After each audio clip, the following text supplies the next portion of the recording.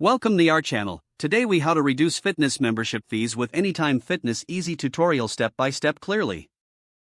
Start by visiting the official Anytime Fitness website. Locate the membership tab on the home page. Click on the tab to view the different membership options available. Explore the discounts section to find current promotions. Identify any special offers or deals that apply to your area. Consider checking for student or military discounts if applicable. Contact your local Anytime Fitness branch for personalized promotions. Inquire about any referral programs that could reduce your fees. Ask about seasonal promotions, which may not be listed online. Review the cancellation policy to ensure you're not locked into a contract longer than necessary. Consider negotiating your membership fee directly with a staff member. Mention your research on competitor prices to strengthen your case. Assess the possibility of joining with a friend to receive dual membership discounts. Make sure to take advantage of any free trial offers to test the facility. Utilize social media platforms to stay updated on flash sales and limited time offers. Ensure you read all the terms and conditions associated with discounts carefully.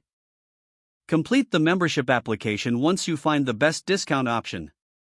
Keep a record of your membership details for future reference. If the page does not load, refresh the browser or try again in a private or incognito window.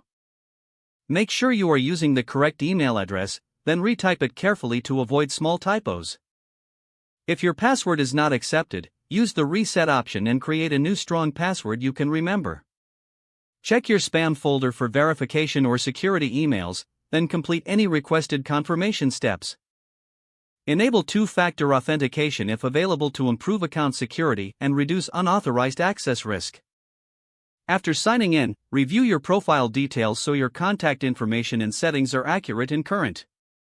If you see an error message, note it down and try again after restarting your device and internet connection.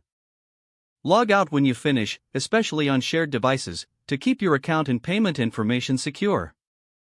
If the page does not load, refresh the browser or try again in a private or incognito window.